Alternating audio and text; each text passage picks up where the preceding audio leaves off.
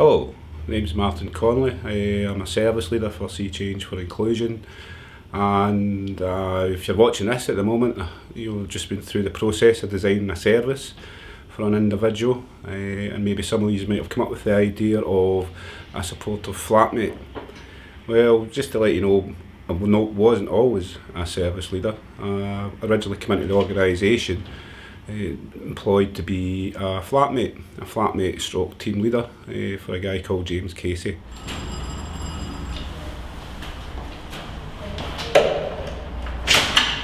Hello there, Jonesy. Hello, Martin. Do you want to come in? Yes, thanks very much. I'm fine. Cool. Wait, man. My dress get off. This one, you still have your living room? Oh yes, I remember this place, James, I remember it well. Well, I remember you used to, when I first got this house, Martin used to help me. He says, I'll help you, James. This is where I stayed, remember? My bed, when I stayed here, my bed used to be across there. But now my bed is there.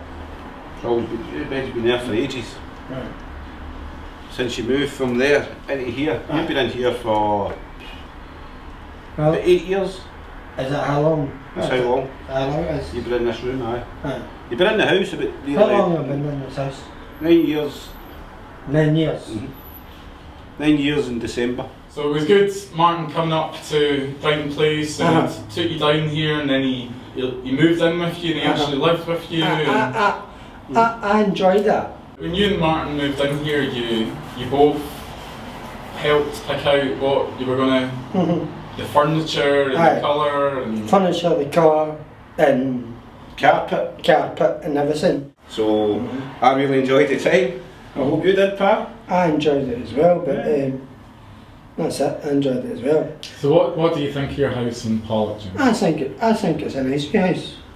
And you're quite happy here now? I'm quite happy here now, but I think it's a good wee house. So as you can see, the idea of a supportive flatmate has always been there. It's been something that Sea Change have prided themselves on from the very first day they started, which was to design a service around about the individual's needs.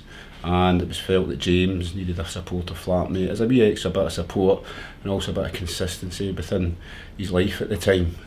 So I suppose the message we're trying to get across today is, although maybe some of you haven't taken part in designing a service for an individual before or been through the process from start to finish, I can assure you that if you've actually chosen a flatmate within the service design that you have just been working on, it isn't new, it's not innovative, it's certainly something that Sea Change have strived to do from day one.